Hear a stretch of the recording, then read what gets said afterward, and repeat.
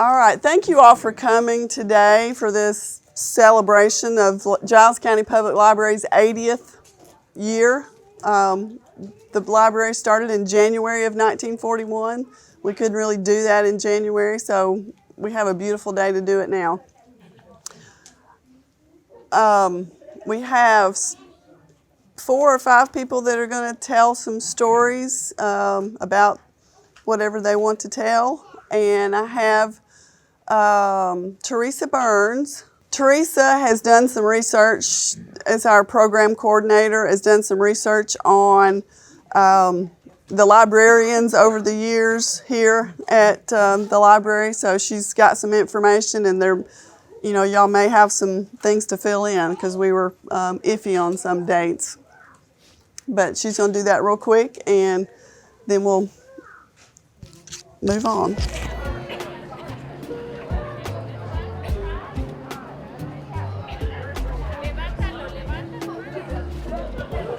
I'm going to do a shameless plug before I start my little piece. We are so excited. We've got a partnership with NASA, and we are going to be doing the launch events for the James Webb Space Telescope. The first one is on November the 6th from 3 until 7 o'clock, and we've got all sorts of activities, and then we're going to do some stargazing with several of the professors at UT Southern. So we're working with UT Southern, and we'll be at their campus. We have had 8 librarians since this place opened. The first one was Mrs. Frances Moore, and we know that was in 1941, and we think that went through 1946.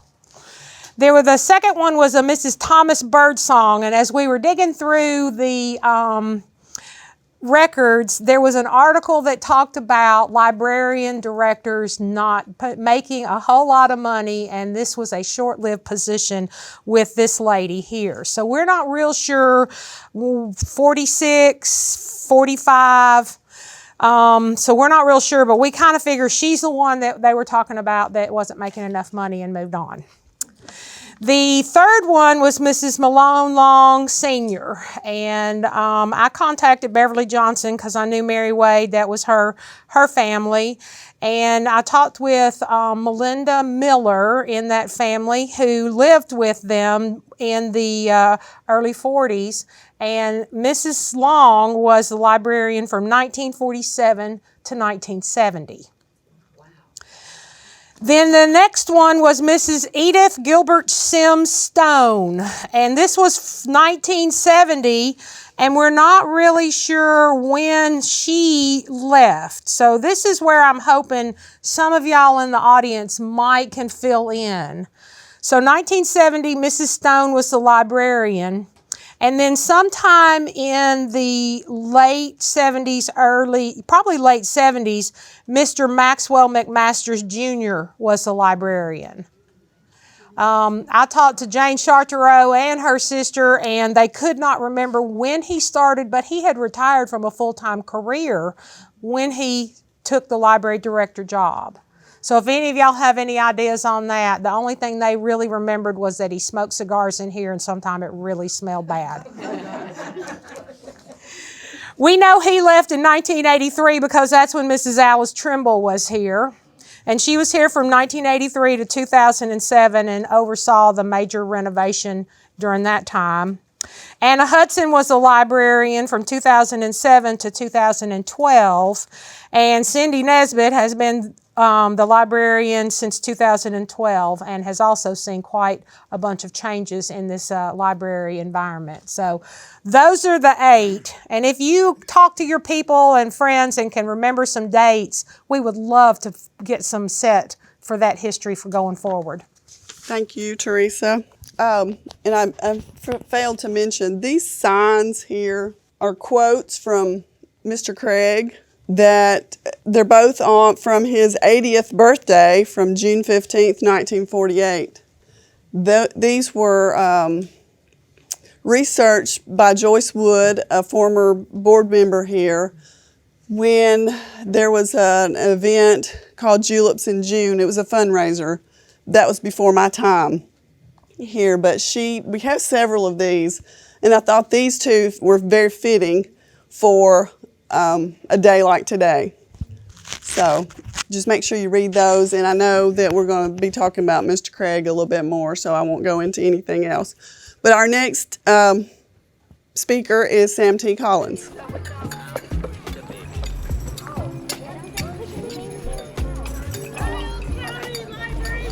You know, I've been associated pretty closely with this library for the last 20 years.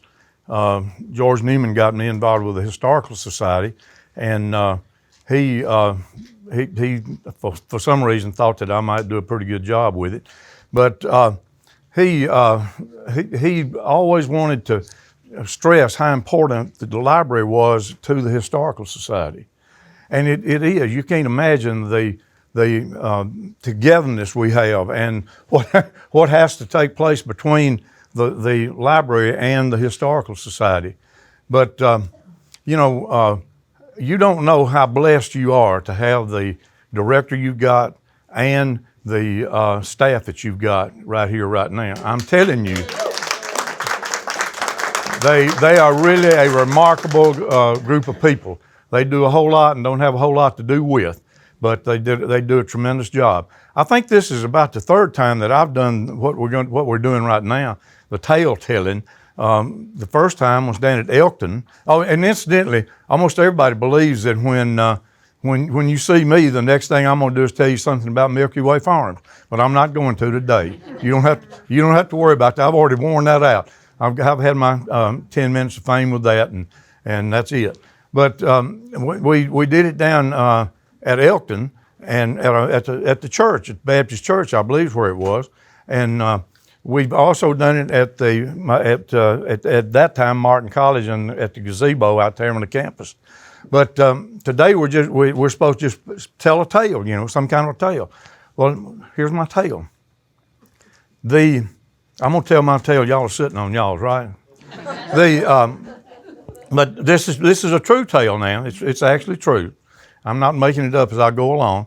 But in 1963, I went in and I joined the United States Marine Corps.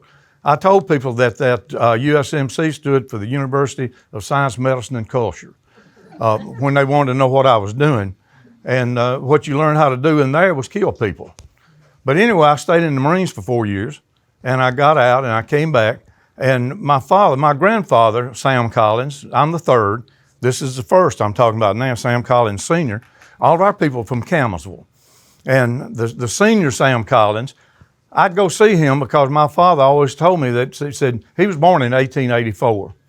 And he saw a tremendous amount of history take place in Giles County. From them using oxen in the fields at Campbellsville to going to the moon. And my daddy would always tell me when I came home on leave, he said, you better go see Papa because he's not going to be here when you get back. Well, he nearly outlived my father. But anyway, so I was fortunate in 1967, I graduated from the University of Science, Medicine, and Culture and came back to Giles County. And I used to love to go to Campbellsville and sit up there on his front porch, and that old man sitting there, and he always wore a three-piece suit, and I don't care whether it was winter, summer, whatever, and he smoked a pipe, and he always had tobacco on the front of his vest, you know. But we'd sit on that front porch, and I just talked to him. I just wanted to hear him talk because he knew so much about the history of Giles County and the history of Campbellsville. And he, you know, just being able to talk to him, you learn so much from him. But when he, let's see, I guess it must have been about 1900. His family would buy cattle. They would get on horseback. My grandfather had something that was almost unheard of at that time. He had a Richardson saddle. Now, if you're not a horse person, you don't know what a Richardson saddle is. A Richardson saddle, and I've got the original Richardson saddle right now in my possession because I don't get rid of anything. I keep everything. But a Richardson saddle at that time was like having a new Mercedes because you went to Cullioca and this old man Richardson made those saddles and he fit that cantle to fit your rear end. So if you ever bought a used Richardson saddle, you better make sure you were the same size as the person that you got it from, because it wasn't going to feel good. It wasn't going to fit if it wasn't. But anyway, he said that they would start in Campbellsville on horseback, and they would ride and buy cattle on the way. They would stop somewhere and they'd buy a cow from this person. They'd go down the road and they'd buy a cow from another person. And they'd go down the road and they'd buy a cow from another person. And they would go all the way to Waynesboro on horseback, all the way to Waynesboro, sleeping on the side of the road at night and whatever. They had himself, 2 people that were on his farm, and 2 dogs. The 2 dogs went with them to do what? When they drove those cattle back, those dogs laid down in the road. If there was a turnoff, that dog went up there and laid down in that turnoff to keep the cattle from going down that turnoff. And they drove those cattle all the way back from Waynesboro. They picked them up, they'd buy one, and they left it there. When they bought the last one, they started driving them back. And but he was fortunate because he had a radio, one of those big old battery-operated radios. And he knew a little about the cattle market and what it was doing. He knew what he could give for them and make a little money out of it. He also enjoyed going to Kentucky and buying mules, unbroke 2-year-old mules. He'd bring them back to Giles County on the train, and they'd get off at Buford Station, which is how you got things to where they lived up there. You brought things into Buford Station. But they took those mules and he loaned them out to people out in the community and let them use them till they got broke. They broke them. He didn't charge them anything. They broke the mules for him and kept them for 3 years, and then he took them back to Kentucky and sold them as broke mules. And they had strap marks on them, collar marks, and harness marks on them, so that people knew that they had been worked and they had been broken. Now, they also, anytime that they wanted to carry livestock to be sold, they didn't bring them to Pulaski. They drove them to Buford Station. And my grandfather was probably 20 years old, something along that line, and he was driving some hogs. He and another man were driving some hogs to Buford Station. Now that's a lot from the where you go into Little Dry Creek, where they lived, all the way to Buford Station, a long way. Well, they were driving those hogs, and the hogs were going off the road, and they were going in ditches and everything else. And this old man, older than he was at that time, in a buggy, pulled up and said, "What are you doing, son?" He said, "I'm driving these hogs." I said, "Where are you taking them?" He said, "To Buford Station." He said, "That's a long way." He said, "It's going to take a long time." And he looked at him and said, "What's time to a hog?" Thank you. Yes, I know. Good job.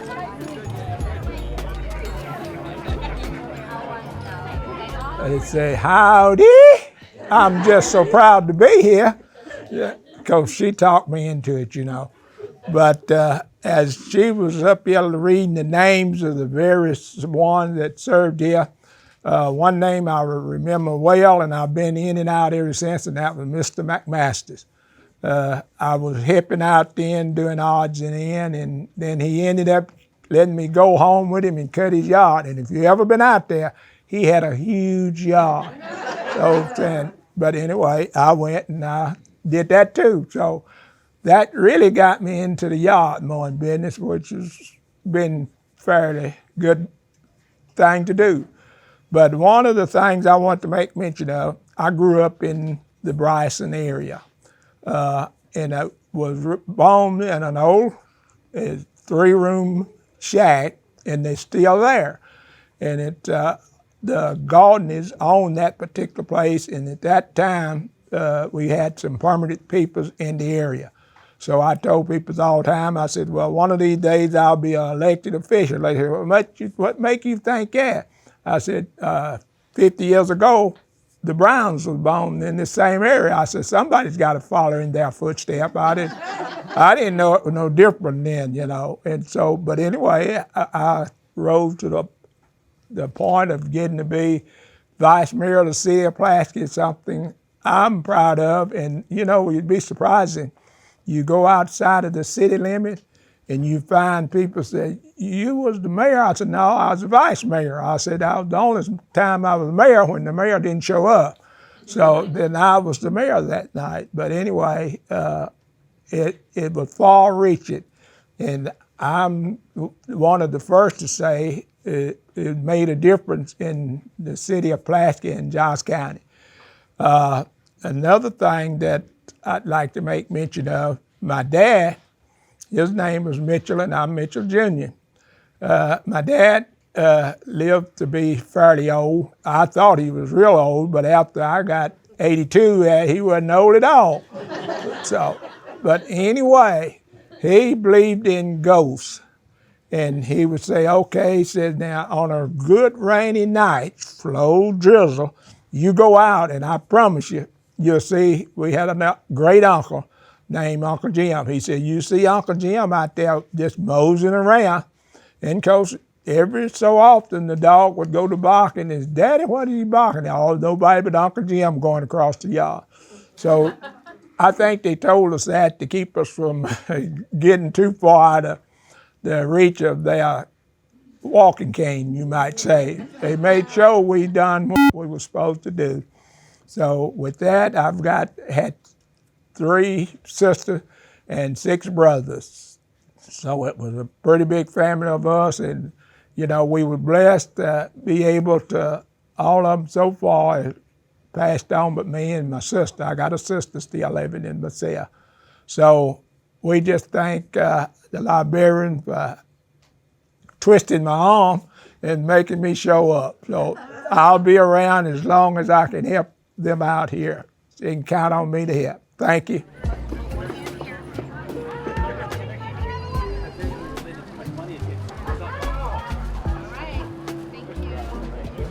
And this is Angita Anderson. I didn't realize this. I know she was very instrumental in the Friends of the Library, probably when we moved here. But she told me, her daughter told me yesterday that she actually worked here. Yes. And so that's a real treat to have her. Thank you. Well, I was interested in hearing what Mitchell said because I've always heard Mitchell's name in regards to anything that was involved with the city. And I've appreciated him for so long because he's done so much to help people wherever he was needed. I was very lucky. Not many folks in my side of the town, which was West Hill, had cars. And one place I was allowed to come was the Giles County Public Library. And I could walk from my house through the library by myself. My parents allowed me to do that. Now that was a long time ago when young girls didn't go parading around by themselves. But I grew up pretty much in this library. I learned so much from reading, and I set myself a goal at one time of starting in the A's and reading all the way around the shelves till I could get through the whole library. Hadn't quite made that since they've done all the reconstruction here because it got lost in the shuffle. But I worked here when I started Martin College, and Ms. Malin Long was the librarian. She was a lovely lady, a good example to have, to follow. I'd come to work here at the library, and when I had a class at Martin, I would go by, leave the library, go to Miss Park's Bakery, get me a cheese sandwich, and go to class. And that was my routine. And that was my first job and the first time I earned any spending money at a job. I had earned some money picking some potatoes up one time, but that's where my heart was, because I love books, and I always have. I worked here when times were changing, I guess, Miss Long and I sort of had the run of the library. She chose the books. I don't remember if we ever had any that was questionable, except Lady Chatterley's Lover. If any of you remember that book, that was a hot book, and it was not allowed out. But I snuck and read it, and I didn't think it was all that good. But I was here until I went away to Mississippi to college. And like I said, I would work the hours when I didn't have classes at Martin. But I just look back and see the many differences in the library that I went through. When I was working here, there was, of course, it was not shaped like this at all. It was just an oblong building. But you came in and there was this great big puffy thing. I don't know if any of y'all remember that, right out in the lobby. Anybody remember that? It was tall. Yeah. Yeah, and you could play on it if you didn't get caught. It was neat. But I don't know what happened to it when the library was rebuilt. But anyway, you would come in and put down your purse and whatever, and then go and stand at the desk, and people would come in and out, and it was quite well used back then, even though it was kind of new. We didn't have movies. We didn't have a lot of media, of course, no computers, but we had records. We had some records, but I don't think we checked those out. I think we just played those for our own pleasure. As far as dress, back in and I'm talking about in the 40s, you wore dresses. You didn't wear slacks, ladies. You wore dresses everywhere. Only, and this is what was always so strange to me, only white people could come into the library proper. I don't know if you realize that or not, but you could our black population could come to the desk and request a book, and they would be checked out. But they could not go into the body of the library. And I found that so remarkable.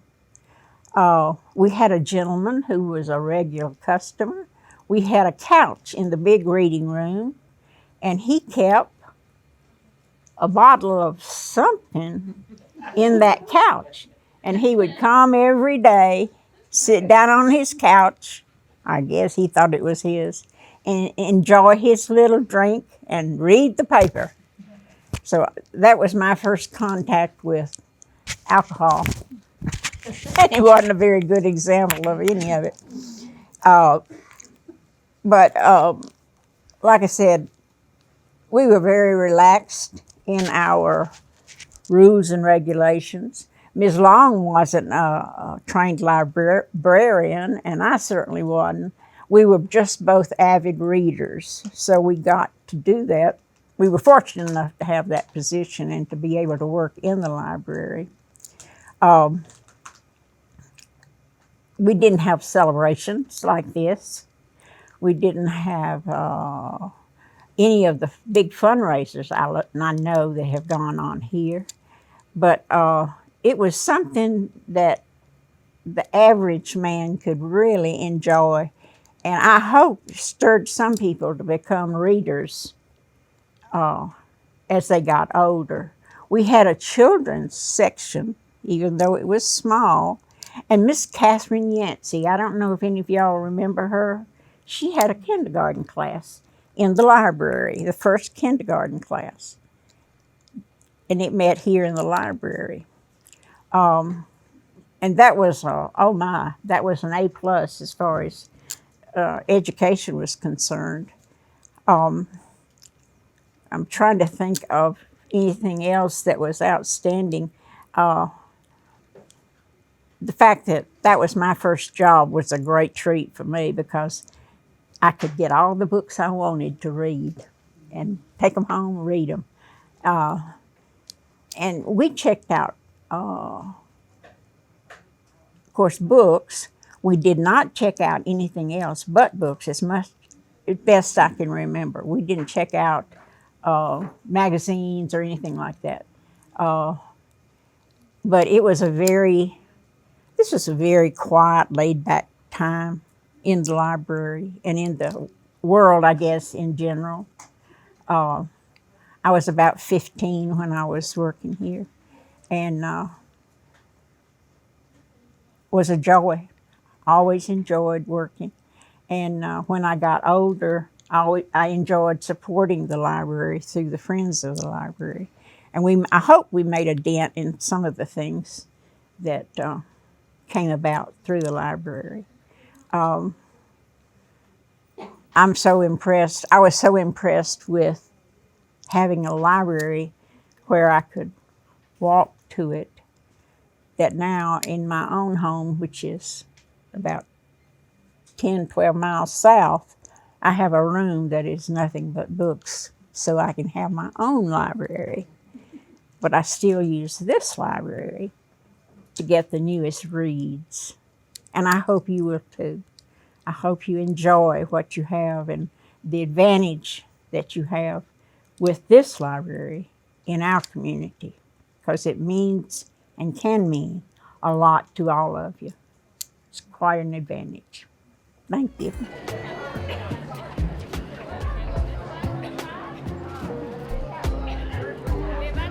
Where are my pineapple tidbits that my wild child used to feed her unicorn? Everybody in this room knows a wild child, or maybe have been a wild child.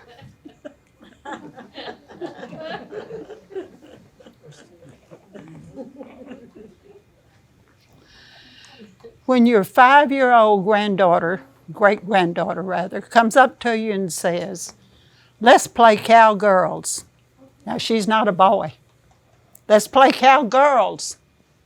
And she's holding in one hand a yardstick, and in the other hand, she's holding a plastic tube that has gel and glitter in it. And she says, "Which one do you want to be, Odie? You want to be a horse or you want to be a unicorn?" And I can see in her eyes, she wants to be the unicorn. She wants to fly, and she wants to feed my pineapple tidbits to that unicorn. Now, that's not the only way she plays. Not too long ago, when she was 4, we went to the big arches down the road, McDonald's. We parked facing the road, and if you're familiar with McDonald's, there's a ditch that runs by that, and then there's a little green strip down there. And before we left, she said, "I want to play, Odie." I said, "Okay." So I'm standing out beside my car, and she's on this little green strip. And I see her standing there for a few minutes, and she's kind of walking around. And then she says,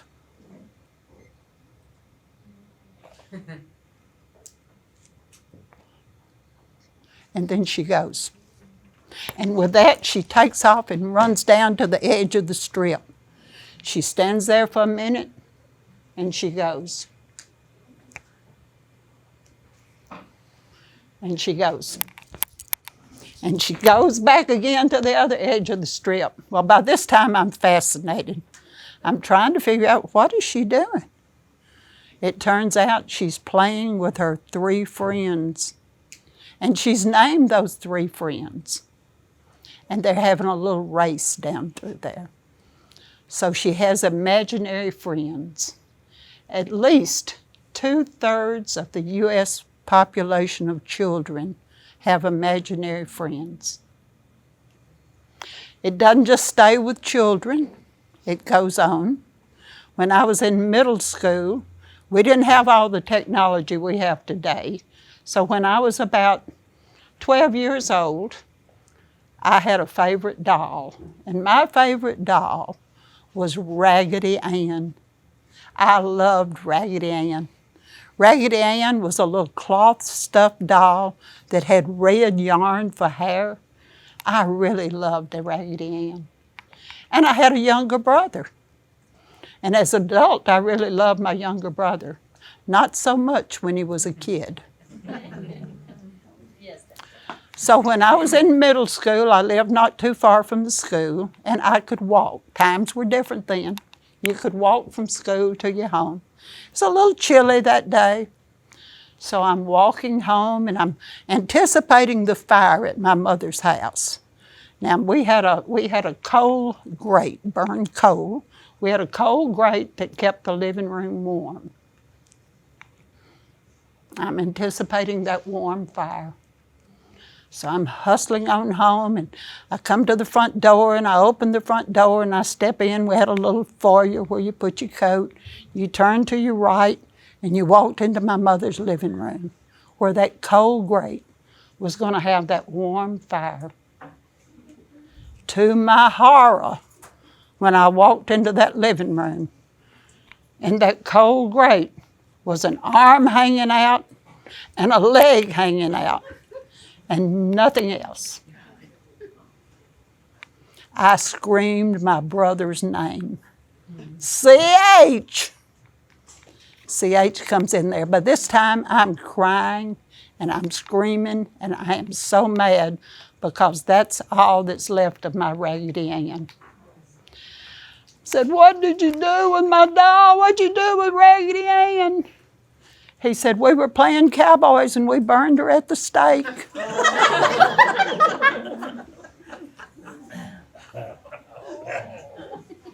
Well, I'm not one for holding grudges. But I never let him forget it. And once or twice, every 3 or 4 years, maybe 5 years, my brother, with the help of Goodwill, would bring me a Raggedy Ann doll. One time he brought me a Raggedy Ann doll, no exaggeration. That doll was that big. And I thought, I'm going to have to keep that Raggedy Ann doll the rest of my life because my brother gave it to me. So childhood memories. Childhood memories. When I was growing up, if you had childhood memories, they thought there was something missing in your life. Maybe you were just maybe not quite so smart. Now, my sister and my cousin, all females, we used to go to my grandmother's house, and we would stay overnight with her, and she lived on a hill. Her house sat on a hill. She had sort of a flat yard, and then she had a rock reinforcement wall. So you could stand on that wall and look down at the little drive that they used to turn around, and you could look even further down, and that was the highway. Well, my sister and my cousin and I, we put on every musical we could think of up there, and we were really fine rockettes on that wall. Until our grandmother caught us. She did not like the idea of her 3 young children out there kicking their legs up for the neighbors to go by. So studies show today different. Studies show today that children that have imaginary friends are the people that are the most creative. They're the people that are more social. They're the people that are not shy. I've never been known to be shy, by the way. Not shy. And they also are open to new experiences. So the next time your wild child comes up to you and says, "Let's play," make sure you take advantage of that opportunity. Thank you.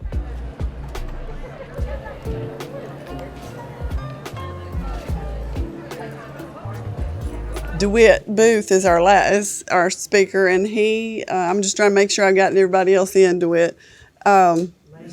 He's going to talk about his memories of the library and give a little background on the Craig family and how this library came to be. DeWitt Booth, thank you. First of all, let me thank you for letting me have the opportunity to come in behind all of these great storytellers. And now you got DeWitt Booth to listen to for a few minutes. So I'll try to make it as brief as I can. I'm going to talk about the Craig family first. And several years ago, and I don't remember exactly when, a gentleman by the name of Bill Carey was here to speak. And he had a book called Fortunes, Fiddles, and Fried Chicken. And it was the history of who's who in Nashville, pretty much.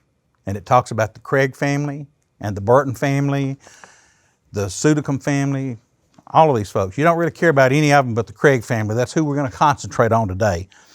And I'm going to read about 2 pages out of this excerpt. And I have violated copyright, I'm sure. I blew it up where it was large enough for me to have the large print that you see. I've reached that age where I need that. There was no such thing as Medicaid, paid sick leave, or mandatory disability insurance. If a man got sick or injured and couldn't work for a week, he didn't get paid. It didn't matter if he had 10 kids. It didn't matter whether he was living from paycheck to paycheck. And it did not matter if he had no family living nearby that could bail him out. It was in this more mobile society that hundreds of thousands of Southerners bought something called industrial insurance. Such policies cost a nickel or a dime a week, and it would pay your salary or a close approximation of it if you were sick or injured and could not go to work. They would also give your family a larger sum if you died, but it was usually only about enough to cover the cost of the burial. At the turn of the century, this is 1800 to 1900 that we're talking about, there were 2 types of insurance entities which Southerners would buy industrial insurance. Fraternal organizations with secret rituals and familiar customs were one, and they offered a sense of community, but they were not always a solvent order. The other consisted of northern insurance companies such as Prudential Insurance of New York, which started the industrial insurance business in 1875, and its main competitor, MetLife. Tennessee-based insurance companies had less than 5% of the state's market at the turn of the century. I'm going to stop here for just a minute, and I'm going to tell you that in this book, it talks about the African-American population in Nashville and how Nashville was a lot more blessed than a lot of communities because there were businesses, publishing companies that were African-American and other entities, large groups of population that serviced people of race in the day of segregation. The National Sick and Accident Insurance Company had a tumultuous history. It was founded in Huntsville, Alabama in 1897 by a seafaring man named Captain Robert Pengilly. Pengilly knew little about insurance business, but he was a, quote, fine-looking, unquote, person. He wore a silk hat, long tail coat, and carried a golden-headed cane. According to the National Life co-founder Ridley Wills, Pengilly could also sell anybody anything.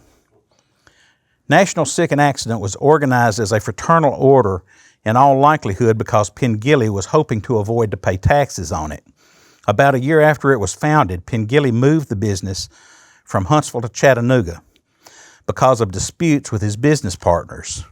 Not long afterward, he came to Nashville and he talked to Hutchison, then an agent with Metropolitan Life, into coming on as a partner. A couple of years later, Pengilly sold his interest to Hutchinson and moved away. At the time of Hutchinson's death, National Sick and Accident had about 50 salesmen and collected $1,500 in premiums per week. Now you think about this.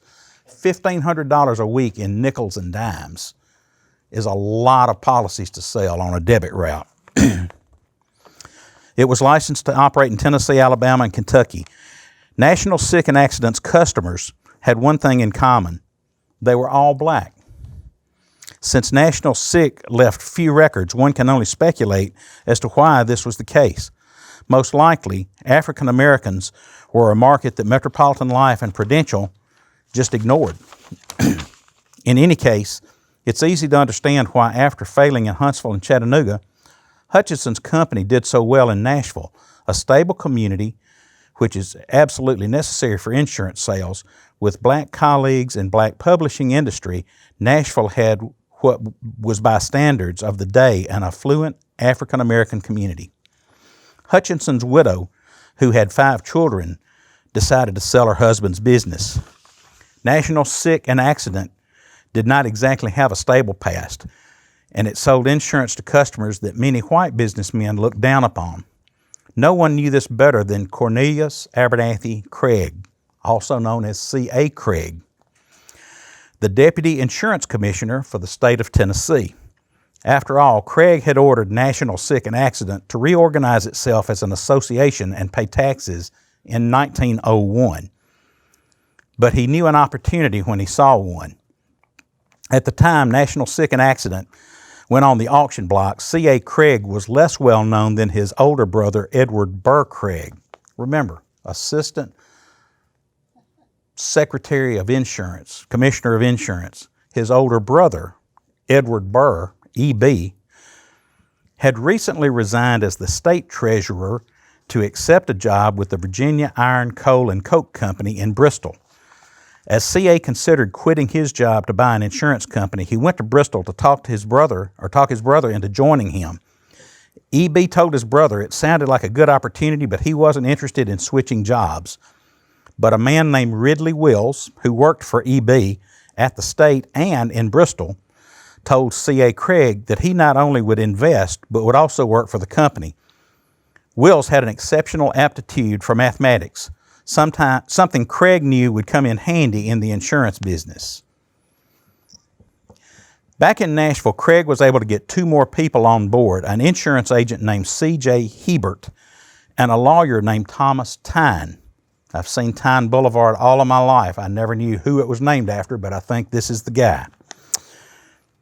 There's no way of knowing how many people turned Craig down, but one of them was his brother, Robert, a Methodist minister who thought stock ownership was the moral equivalent of gambling. And he was a Methodist. Go figure. Despite the fact that Craig had several partners, banks would not loan him enough money to make a bid because he had insufficient collateral. I guess the joke wound up being on the bankers in this case. Craig then went on to his native Giles County to see a wealthy farmer named Newton White. Now we're going to talk about Mr. White for 1 second here. Mr. White lived in the Wales community. And for those of you who are familiar with Wales, when you're crossing the bridge and you make a sharp left turn onto Little Dry Creek Road, there's a big white house there. It's known as, I know it as the Helen Scales Trice home. That's where Mr. White lived. And Mr. White had some offspring that I knew of, and I feel like most of you probably will know of. Jackson White, who lived in Giles County all of his life, and Elbridge White, who was a partner in a company called Hart, Freeland, and Roberts. He was an architect in Nashville and probably did more architect work in Giles County than anybody I know. All right, back to the story. On December 27th, 1901, an auction was held at the courthouse. This would have been in Davidson County. 2 men bid against each other for the right to own the National Sick and Accident Insurance Company. One was Charles Sykes, who was acting on behalf of Craig's group. The other was a man named C.R. Clements, who had worked for National Sick and Accident under Mr. Hutchinson. According to newspaper accounts, a large crowd was present, and the bidding was sometimes spirited. Sykes' final bid was $150 a share. That was 25 cents higher than Clements' bid for the stock. For a $17,250, Craig's group had bought the company. Immediately after the auction, Craig approached Clements and convinced him to jump on board as an investor. A few days later, Hebert sold his stock to a physician named Rufus Fort, and within weeks, the new owners changed the name of the company to the National Life and Accident Insurance Company. C.A. Craig is Giles County's version of Andrew Carnegie. Carnegie built libraries all over the country in a philanthropic move. C.A. Craig did it in Giles County, and aren't we blessed because of that? That's all from the book. If you've not read it, this is what it looks like. This is what the cover looks like. It's an excellent book. And it'll tell you when you drive down major arteries in Nashville and you see these names, the book's going to tell you what they did to get their name on a street somewhere. And you can check it out from your local library. It's available in your local library. I am glad that I got to come in behind Angita, because Angita has filled in a blank for me in part of what I'm going to say. We're going to talk a little bit about that octagonal piece of furniture. And in the old days, the octagonal piece of furniture sat about where the juvenile fiction sign is, somewhere right in this area. And when you came in the front doors and you sort of made the sweep and made a 90-degree turn, you're looking straight at it. It's the most unique piece of furniture I've ever seen, and anybody that is 50 years old or older, when you mention the library, that's the first thing they're going to think about. Nobody knows where it is today. I told Preston Murray, because I really think he's got it stored in a building somewhere. But I told Preston this week that I just thought it would be so cool if they could have it sitting out in front of the library today when they're having their 80th anniversary, because everybody remembers it. It had blood red leather on it, and it had this high octagonal back to it with a wooden surface on top. You could put a vase on it if you wanted to. And I can't verify this, but there is a story that I have heard down through the years involving Frank Spear, and something about friends raising this up and Frank climbing under it to get in where you could stand up inside it for some bizarre reason. I don't know why Frank would want to do it, but I'll bet if we had it and we looked under it, Frank's name would be written on it somewhere. I'd almost put money on that.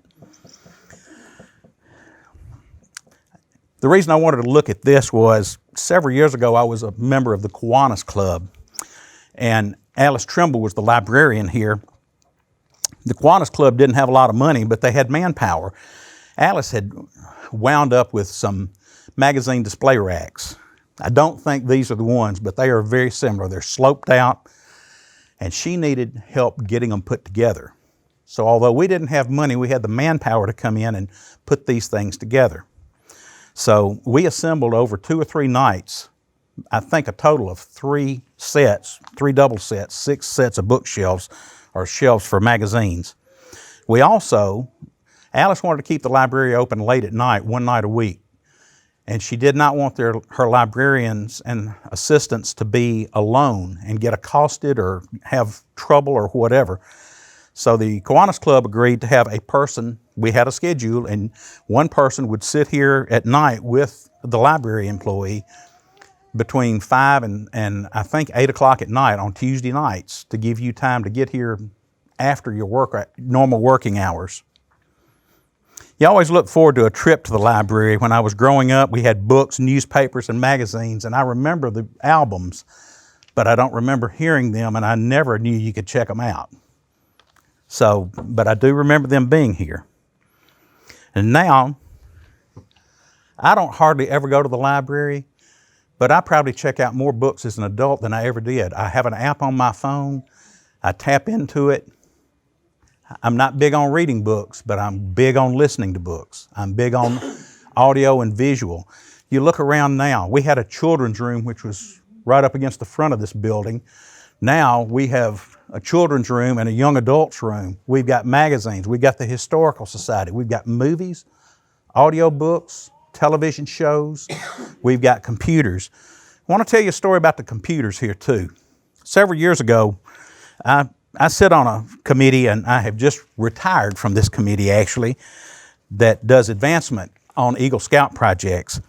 And there was an Eagle Scout candidate named Michael Balatico that had one of the most unique Eagle Scout projects I have seen in 30 years.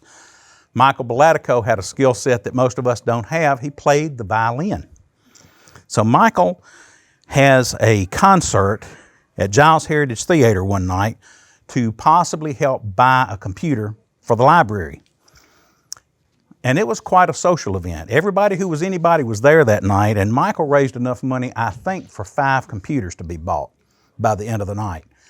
Michael, I believe, is a medical doctor now. Does anybody know? He was going to med school last I heard. And since Dr. Belatico has retired, I don't find out much about Michael anymore. Now, Halloween is coming on, and we're talking about the library. Those of us who remember it, you know, it looked nothing like this. On its best day, it looked nothing like this. You came in and it had this dark green asbestos tile. I mean, it was just dark. You look at these light fixtures. These are LED lights. You've just got like a clear beam of some kind, and there's an LED light above it, and it puts out huge amounts of light. When we were here, they had these fluorescent light fixtures that were 400 feet long, it seemed like, and they had ballasts in them, and they hummed and buzzed and carried on. There was not a quiet moment in the library, but you couldn't hear people talk for the buzzing of these light fixtures. So what a pleasant change it is to get to this. But with Halloween coming on, and you talking about the person when you first encountered alcohol. Okay, this is the dark side of it. And very few people, they don't talk about it. You're not going to find this in the archives, I doubt. The Historical Society might have something on it. The man's name was Lucius Clay, and he came from an area called Woolly Swamp. Mr. Clay, this is in the late 40s, Mr. Clay was probably one of the first homeless people in Giles County, and he lived in the library unbeknownst to the folks at the library. And it's believed that he lived downstairs in the boiler room, and he would basically step into a bathroom late in the evening or into the boiler room and hide until they locked it down. One morning they came in, and Lucius's body is on the floor near the janitor's closet. And he had been stabbed. There was a lot of blood. And they never solved the crime. After all of these years, nobody knows whatever happened to Lucius. There was speculation that the person who had killed a police officer here named by the last name of Dotson, the father of Cowboy Dotson, there's speculation that maybe the same person had killed him, but there's no proof to that. Anyway, I'm assuming that all the tile has been removed now, but on rainy days in the library, you could see the blood stains in the 60s from what had gone on in the late 40s. Happy Halloween, happy 80th birthday. Thank you, DeWitt, especially for that last story. We have lots of photo albums here from years past of tons of pictures that you all can look at. There's a display in the back, in the display case. There are, before the library became computerized in 1995, it looks like from these relics that we have, they had to keep up with every book in the library manually, write it in, and when it's taken out, you know, because you can't keep every book forever, it's, I guess, marked through in that book and the date and all that. I thought that was very interesting. I did not know that's the way they did it. I was a librarian in 7th and 8th grade at Petersburg Elementary School, and I enjoyed getting to stamp the cards that went in the pockets of the books. So I guess that was, being a librarian was meant to be, because I was that in 7th and 8th grade. But I don't have anything else. Teresa, is there anything? But thank you all for coming and helping us to celebrate 80 years of this beautiful library we have here. Thank you for being here. Yeah. I lost my bow. Thank you. And if y'all don't know, I'm Junie B. Jones. No, I'm Junie B. Jones, and there's books to prove it. And I am Junie B. Jones in the stupid, smelly bus, because I rode a school bus for 12 years, and it was a stupid, smelly bus. So thank you all for being here, and we're just glad to be celebrating 80 years of this institution.